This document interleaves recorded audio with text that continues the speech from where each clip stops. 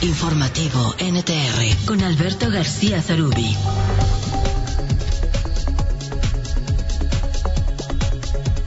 En esta administración, la Unidad de Inteligencia Financiera ha sido dotada de fuerzas todavía más allá de la ley o de su antigua ley, y le ha dado a la Unidad de Inteligencia Financiera en tiempos de Santiago Nieto la posibilidad de bloquear cuentas y de llegar hasta un avance de bloqueo en contra de quien considera delincuente.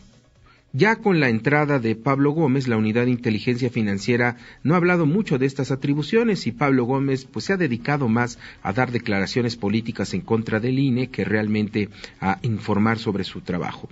Pero ayer se conocieron de reformas a la Ley de Instituciones de Crédito para eliminar a la Unidad de Inteligencia Financiera la obligación de notificar a los usuarios sobre el congelamiento de cuentas bancarias cuando se sospeche de operaciones con recursos de procedencia ilícita o financiamiento al terrorismo. Aquí lo que más nos llama la atención es que podría la Unidad de Inteligencia Financiera, en su análisis y sin la necesidad de una decisión de un juez, bloquear las cuentas de alguien que sea acusado de uso de procedencia ilícita, de sus recursos de procedencia ilícita. Para hablar sobre estas reformas, le agradezco muchísimo a la diputada del Partido Acción Nacional, Patricia Terrazas, que reciba la llamada de la segunda emisión de Informativo NTR. ¿Cómo está, diputada? Muy buena tarde.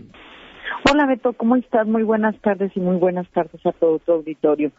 Pues sí, ayer fue un día donde estuvimos trabajando precisamente en esa iniciativa que finalmente ya se cristaliza aquí en la Cámara de Diputados. Sí, ¿y qué significa realmente esta reforma y cómo puede afectar? Porque bueno, finalmente las acusaciones mediáticas son en contra de aquellos funcionarios públicos de bastante renombre, pero la Unidad de Inteligencia Financiera pudiera actuar sin notificación de un juez y ni siquiera notificar al supuesto delincuente del congelamiento de sus cuentas. Fíjate que hay algo muy importante. Sí le va a notificar, pero le va a notificar el banco. Y aquí es una de las cosas, de las grandes cosas donde se viola la ley, porque como tú bien lo sabes, en el artículo 16 de la Constitución dice que nadie podrá ser molestado a menos que medie una autoridad, a menos de que sea por medio de una autoridad o una orden de un juez.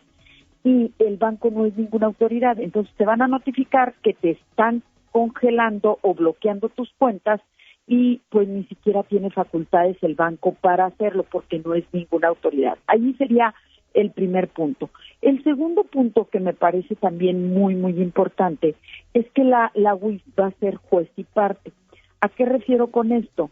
A que, por ejemplo, ahorita, en este momento, que todavía no está publicada la ley, aunque ya esté autorizada, pero a ti si te bloquean tu cuenta, en ese momento tú puedes acudir ante el Ministerio Público y tomar un amparo porque se está tomando facultades la UIF que le corresponderían a un juez. Entonces, inmediatamente pues tendría la obligación de desbloquearte la cuenta para que tú siguieras utilizando tus recursos. Ese bloqueo de cuentas, ahora lo que va a suceder con este cambio es que la UIF va a ser juez y parte. Tú vas a tener el derecho de audiencia, pero con la misma UIF. No vas a hacerlo a través de un juez. Vas a decirle a la UIF, pues fíjate que tengo el derecho de audiencia y vengo a preguntarte por qué me bloqueaste mi cuenta. No, pues te la bloqueé. Entonces la UIF va a decidir con tus argumentos si efectivamente te la tuvo o no que bloquear. Entonces, pues evidentemente, si ya te la tiene bloqueada y va a ser el juez y va a ser la parte, pues va a decir, no, pues si te la sigo bloqueando y me quedo con tus recursos. Entonces, eso es lo gravoso básicamente de esto, que te lo va a notificar un particular, que es un banco, y tú vas a poder argumentar lo que a tu derecho corresponda, pero con la misma autoridad es la que va a resolver. Y eso me parece que es gravísimo. Otra de las cosas importantes es que como la UIF está dentro del Poder Ejecutivo y no hay un poder equilibrante como el judicial, pues se hace cuenta que desaparece y se le dan todas las facultades al Poder Ejecutivo y el Poder Ejecutivo es juez y parte. Gravísimo. Más poder al Poder Ejecutivo. Y los poderes precisamente son para que exista equilibrio.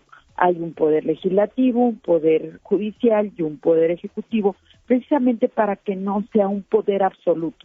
Y aquí lo que yo decía ayer en tribuna, que se le está dando más poder al presidente. Y mira, por este tipo de decisiones y por esta forma de legislar tan irresponsable, pues nosotros ahorita estamos perdiendo democracia. Ya ves que somos un sistema híbrido, ya no somos democráticos absolutamente. Y estamos perdiendo democracia, pero lo más triste, estamos perdiendo libertades. Y a mí me parece que eso es gravísimo para este país. Porque ahora sí el Poder Ejecutivo va a poder hacer una herramienta, la UIF como una herramienta de presión o de absoluto poder sobre los ciudadanos.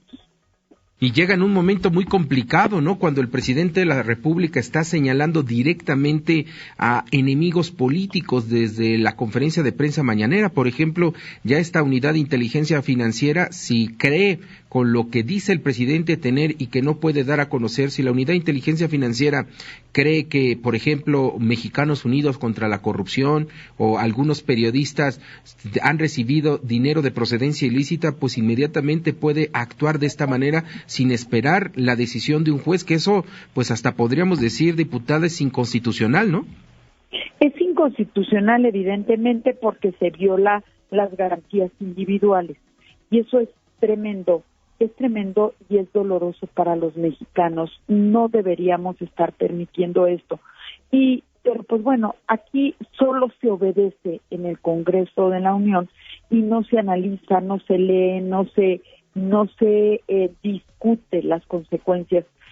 Esta iniciativa, fíjate que surgió aquí en la Cámara de Diputados, pero no sé si recuerdas en la legislatura pasada que se perdió por 2 votos.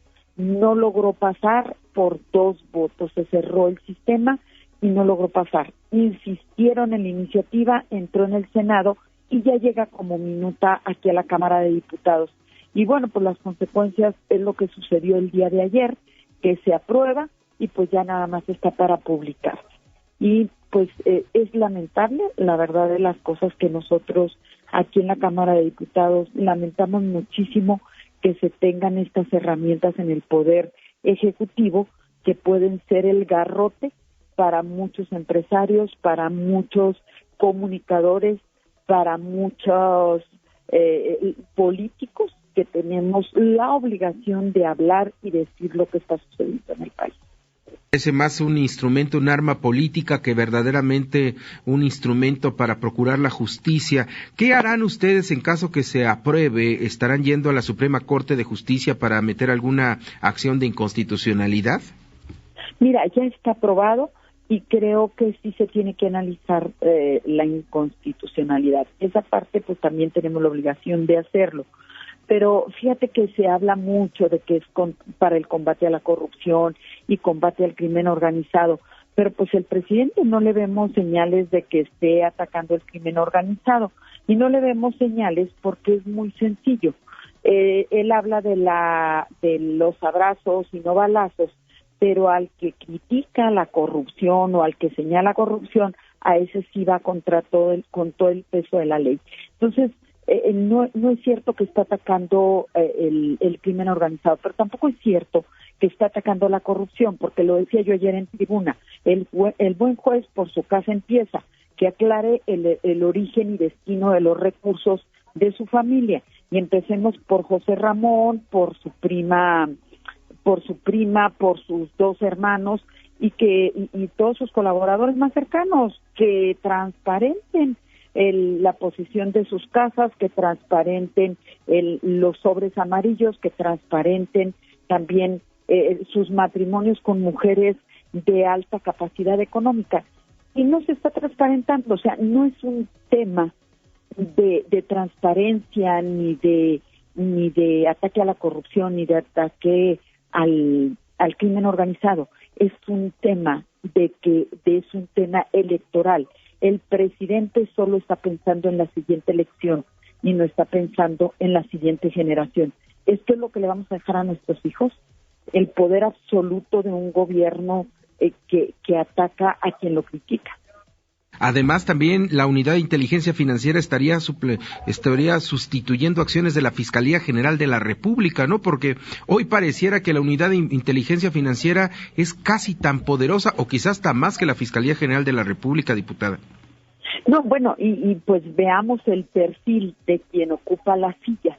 También esa es una parte súper importante, porque quien ocupa la silla no nada más es alguien que no tiene experiencia en el servicio público.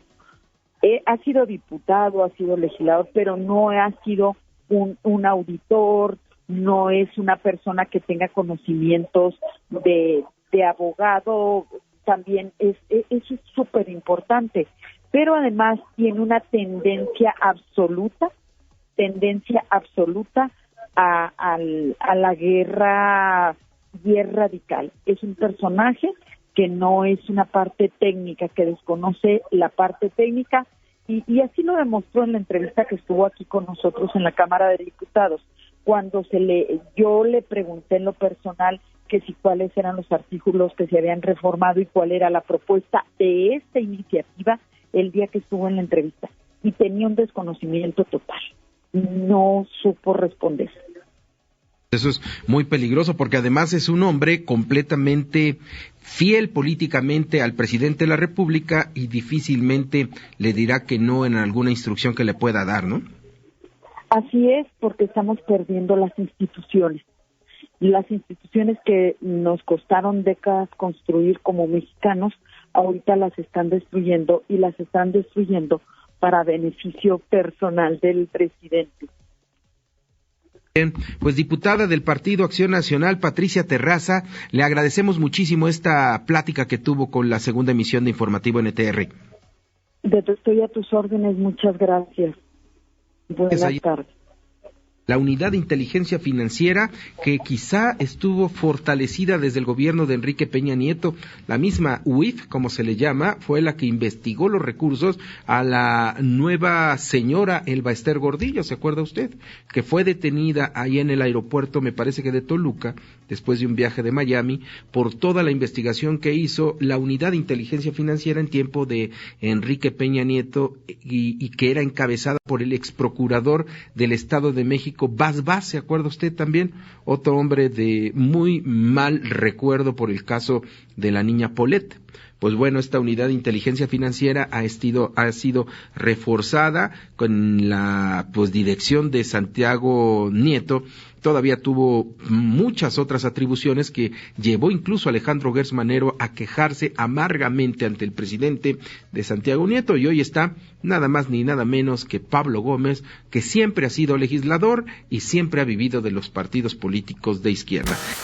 Sigue a Alberto García Zarubi en Twitter, @AGZarubi.